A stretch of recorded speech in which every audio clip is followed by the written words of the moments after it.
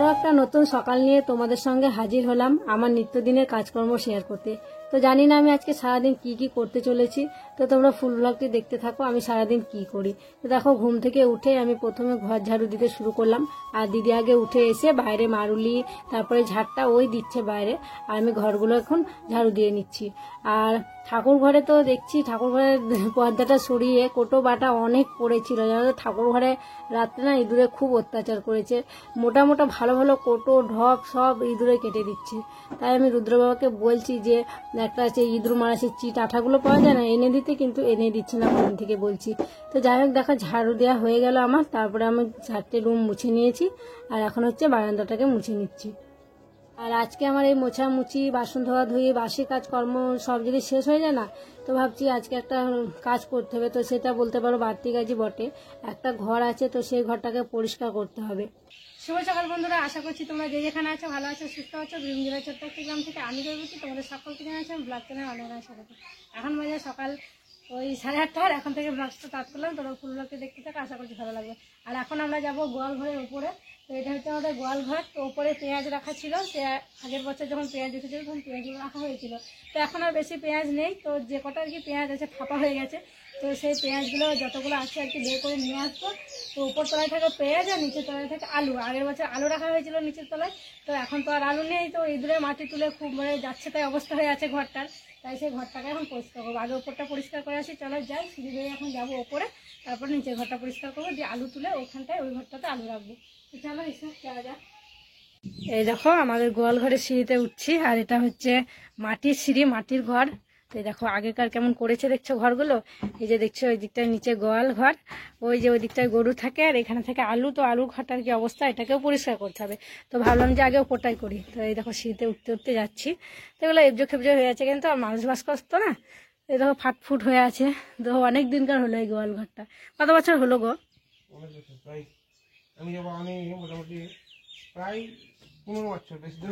এখানে একটা কুলো আছে বলছিল বাবা, কুলোটা বের করে দেবা তো, আমাদের নিচের কুলোটা ভেঙে গেছে।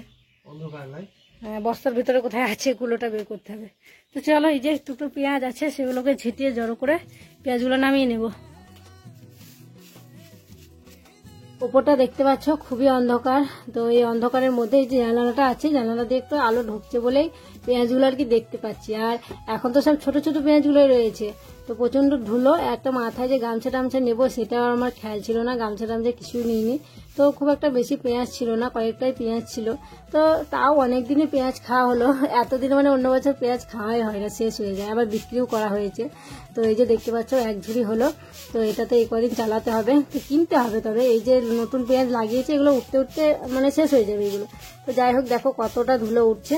তো আমি এখন পরিষ্কার করে নিই, সবগুলোকে ঝেঁটে এক জায়গায় জড়ো করে নিই। তো দেখো বন্ধুরা কত ধুলো উঠছে, তোমরা ঝাড় দেওয়া হয়ে গেল। সব পেঁয়াজের খোসাগুলো কিন্তু বেরোয়নি, আজকে আজকে আছে। তখন খড়গুলোকে তুলে নিই। আর খড় পাতা ছিল, না হলে ছোট ছোট পেঁয়াজ যেগুলো আছে সেগুলো পড়ে যেত, তো তার জন্য খড় দেওয়া আছে। খড়গুলো একদম কাপে মরমর মরমর করতে হয়, ভয়ও লাগছে না, এক এক জায়গায় পা ঢুকে যাচ্ছে।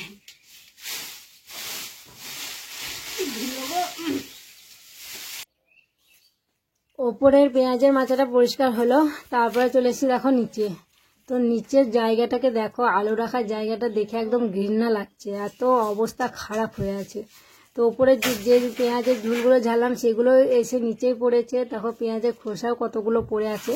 তো আমি ভাবলাম নিচটা আগে পরিষ্কার করবো না, আগে আর কি ঝুল টুল যেগুলো আছে সেগুলোকে ধরে নিতে হবে। না হলে কি হবে, নিচের জায়গাটা আগে পরিষ্কার করে নিলে সেই ঝুলগুলো, ওপরে ঝুলগুলো আবার নিচে পড়বে। তাই আমি ঝাঁটা নিয়ে এখন ওপরে ঝুলগুলোকে আগে ছেড়ে দিচ্ছি। আর ওপরে তো মাথায় কিছু নেবো বলে আবার খেয়ালই ছিল না। তো তারপর নিচে এখন তো প্রচণ্ড বেশি ধুলো, তার জন্য মাথায় নিয়ে নিয়েছি। আর নিচে তো প্রচুর মাটি আছে, জানি না ইঁদুরগুলো অত মাটি কোথা থেকে নিয়ে এসছে, প্রচুর মাটি। তো এই যে ধামাটা দেখছো, এই ধামাটার বোধহয় 40-50 ধামা হবে। তো ওই মাটিগুলোকেও সব বের করতে হবে। দেখো ঘরটা কিছুটা পরিষ্কার হয়েছে, যেগুলো আর কি ছিল উপরে সেগুলো সব বের করে দিয়ে এলাম। তারপরে কত ইঁদুরের মাটি আছে, তো সেগুলো রুদ্র বাবা ভরে ভরে দিচ্ছে, আর আমি বের করে দিয়ে আসছি। তো চলো গোটাটা পরিষ্কার করে নিই, তারপর তোমাদেরকে দেখাচ্ছি। তো যাই হোক, পরিষ্কার যখন করতে হবে, দুজনে একদম জোর কদমে লেগে পড়েছি ঘরটাকে পরিষ্কার করতে। আর দেখো অনেক মাটি ছিল, অনেক মাটি ফেলা হলো। রুদ্র বাবা এদিকে ভরে ভরে দিচ্ছে আর আমি ফেলে আসছি। আর আমি তো, ও ফেলে আসতো কিন্তু আমি ভরে না ওকে তুলে দিতে পারছি না, তাই ওই আমার একদম মাজাতে তুলে দিচ্ছে, আমি নিয়ে যাচ্ছি। আর অনেক মাটি বইতে হয়েছে জানো তো, একদম মাজার আমার ছাল উঠে গেছে। আর কি বলবো তোমাদেরকে, এইসব কাজ না আমি বিয়ের আগে কোনোদিন করিনি। এখানে এই মানে মাজাতে, এই খাঁচি নেওয়া, পেছে নেওয়া, ধামাতে মাটি বওয়া, এইসব কাজ সত্যি এখানে এসেই সব শিখতে হলো আর এখানে এসেই সব করতে হচ্ছে। তো কি করব বলো, বাড়ির কাজ তো করতেই হবে। তো যাই হোক দেখো মাচার ভিতরে সব মাটিগুলোকে টেনে টেনে নিয়ে আসছে। তো কিন্তু গর্ত টর্ত কিছু নেই, মাটিগুলো কোথা থেকে ইঁদুরে নিয়ে এসছে। তো অনেক মাটি ছিল, অনেক, আর কি বলবো। তো চলো এই যে শেষ ধামা, আর এক ধামা হলে আর কি হয়ে যাবে। তো তারপর ভাবছি একটু লেপানেকা করতে হবে, ঘরটাকে পরিষ্কার করে রাখতে হবে।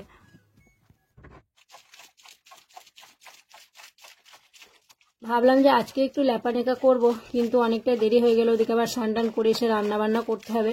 তাই ভাবলাম আজকে আর নেকাবো না, আজকে একটু জল ছিটিয়ে ভিজে রাখি, তাহলে কি হবে কালকে নেকাতে আর কি সুবিধা হবে। তাই একটু জল ছিটিয়ে দিলাম। দেখো যে ঘরে আমার ঢোকা যেত না, এখানে ঘুটে ছিল তো ঘুটে নিতে ঢুকতে পারতাম না, এত আবর্জনা ভর্তি ছিল। তো সেই ঘরে মনে হচ্ছে এখন শোয়া হবে। তো নোংরাগুলো বের করলাম, বের করে আজকে একটু জল ছিটিয়ে রাখলাম, ছিটিয়ে আজকে আর নেকাবো না, অনেকটা বেলা হয়ে গেল, রান্না বান্না করতে হবে। তো কালকে গোবর মাটি দিয়ে পরিষ্কার করে লেপে দেবো, বাস তারপরে আলু থাকবে। এমন চকচকে হয়ে যাবে না কালকে নেকানোর পর, মানুষই থাকা হবে সত্যি। তাই চলো ছিল আর কি হলো, আমি স্নান করতে যাবো। কি অবস্থা, ধুলা দেবে গোটা গায়ে ময়। ওই জন্য সব আবর্জনা। আরে মাচাংটা ভাঙলাম না, ওখানে কাঠ ফাট তুলে থোয়া হবে আমাদের, আলু ছোঁয়া হবে, আলু থোয়া হবে। বস্তা পেতে দিলে পরে খাওয়া হবে না, পড়ে যাবে, ফাঁক আছে তো। চলো আর দেরি করবো না। দেখো বন্ধুরা, ঘর পরিষ্কার করলাম, ঘর পরিষ্কার করে স্নান করতে গেলাম। আর আজকে ওই মাছের পুকুরে স্নান করতে গেছিলাম, স্নান করে এসে মুড়ি নিয়ে নিয়েছি। আর আজকে মুড়ি খাবারে দিদি করেছিল শাশুড়ির ডাল সিদ্ধ, শাশুড়ির ডাল সিদ্ধ মুড়ি প্রায় খাওয়াই হয়ে গেছে, আর একটুখানি আছে। তো চলো খাওয়া দাওয়া করে রান্না বান্না বসাবো। আর দিদি ওদিকে সবজিগুলো কেটে দিচ্ছে আমাকে, ভালো করে শুকনো লঙ্কা করে দিয়েছি।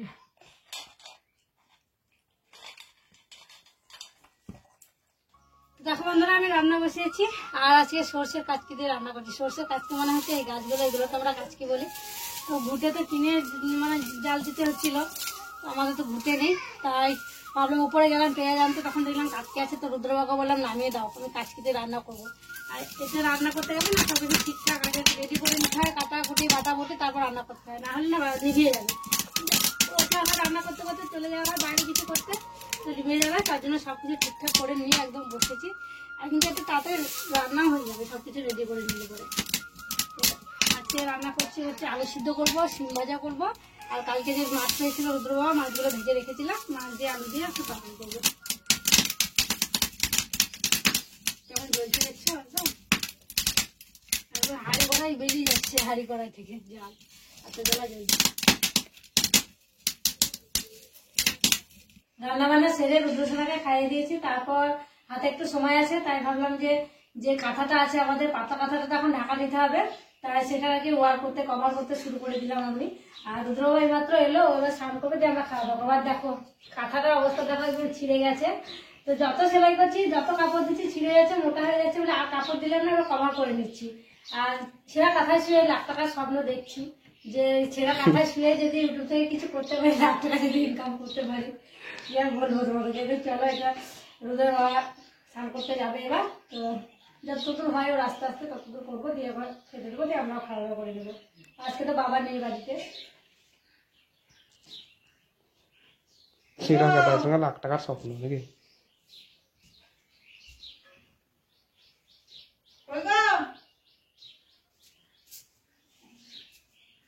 আমি তো ওদিকে হচ্ছে যে কাঁথার কভারটা করছিলাম, আর দিদি আজকে আর কি সবাইকে ভাত বেড়ে দিয়েছে, ভাগ্নি খেলো, জামাইবাবু খেলো, তারপর রুদ্র বাবাকে দিয়েছে, আমারটাও বেড়ে আমাকে ডাকলো। তো সেলাই করতে করতে আমি এলাম, খাওয়া দাওয়া করে একটু ঘুমিয়ে পড়েছিলাম। আর এখনকার দিনগুলো না কেমন বাতাস বইছে, ঘুমও চলে আসছে দুপুরবেলা, না ঘুমোতে চাইলেও। তো দেখো সন্ধে হয়ে গেছে, ঘুম থেকে উঠে সন্ধেবাতি দিয়ে দিলাম। রুদ্র বাবা দুপুরবেলা কয়েকটা মাছ পেয়েছিল, তো বলছি কিনা কালিয়া করে দাও, তাই দেখো মাছগুলোকে এখন ভেজে নিচ্ছি, কালিয়া বানাবো। আর এখানে মাছের কালিয়া বানার জন্য এখানে নিয়েছি একটা টমেটো, বড় সাইজের টমেটো কেটে নিয়েছি, আর পেঁয়াজ কুচি, আর এখানে আছে আদা, রসুন, জিরে, ধনে, লঙ্কা, পেঁয়াজ একসঙ্গে পেস্ট করে নিয়েছি। আর দেখো মাছগুলো বড় বড় নয়, ছোটো ছোটোই, তো এই আর কি এই ছোটো মাছেরই কালিয়া হয়ে যাচ্ছে।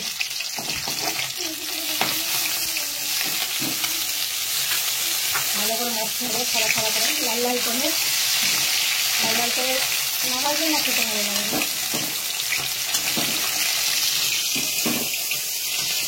আর এই যে কতগুলো মাছ পেয়েছে, অনেকটা পেয়েছিল কিন্তু ছোট ছোট। মাছের কালিয়া আমি খুব একটা ভালো বানাতে পারি না, তাও বর যখন আবদার করেছে রান্না করে তো খাওয়াতেই হবে, তো যেমন পারি আর কি তেমনই করছি। ওই যে তেল দিলাম, দিয়ে একটু জিরে ফোড়ন, শুকনো লঙ্কা ফোড়ন দিলাম, তেজপাতা ফোড়ন দিয়ে পেঁয়াজ দিয়ে দিলাম। আর এই সোজা সাপটাভাবেই আর কি কালিয়াটা বানাবো। আর ভাতটা হবে না, ভাত দিনেকার রোটি দুবেলায় রান্না করে রেখেছিলাম, সেই ভাতেই হবে। তোমরা জানোই যে আমরা একবার রান্না করে দুবার খাই। একটু টমেটো দিলাম, একটু টক টক করে না খেতে ভালো লাগে, আমি তো টক প্রিয় মানুষ, টক খেতে আমার খুব ভালো লাগে, তাই দুটো টমেটো দিয়ে দিয়েছি। আর রুদ্রবাবু বলছে যে একটু ঝোল ঝোল করে করবে, ঝোল দিয়ে মাখিয়ে ভাত খাবো। আমি বলছি একটু লাগা লাগা করে না, ঝাল দেওয়া বলো কালিয়া বলো এগুলোর টেস্ট ভালো হয়, কিন্তু ও উল্টো টাইপের, ও ঝোল দিয়ে মাখিয়ে আর কি ঝোলে ভাতে সমান করে খাবে। তো যাই হোক, দেখো আমার কালিয়া রেডি হয়ে গেছে, এবার নামিয়ে নেবো। ওদেরকে আমি মাছটা রান্না করছিলাম, আর এদিকে বাবু এই বেলটা দেখছো, বেলটাকে নিয়ে খেলা করছিল। তো তারপর কোনো রকম ওর কাছে খেলতে খেলতে বেলটা ভেঙে গেছে, ওর সে কি কান্না, এই বেলটাকে চাই, বলছে একটা নতুন বেল্ট এনে দেবো, নেবে না, বলছি এইটাকে নিয়ে যাব, দিয়ে বলছি যে এইরকমই দিতে বলবো, তাও চায় না, সেই জেদ আমার এই বেলটাকে চাই।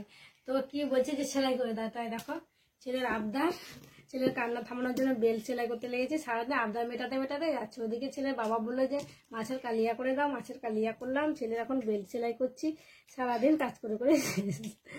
তো চলো বন্ধুরা, আজকের ভিডিওটা এখানেই শেষ করছি। তোমরা সকলে ভালো থেকো, সুস্থ থেকো, দেখা হবে আবার নতুন একটি ব্লগে। আর আজকের ব্লগটা কেমন লাগলো অবশ্যই কমেন্ট করে জানিয়ে, আমার চ্যানেল নতুন হয়ে থাকলে চ্যানেলটিকে সাবস্ক্রাইব করে আমার পাশে থেকো।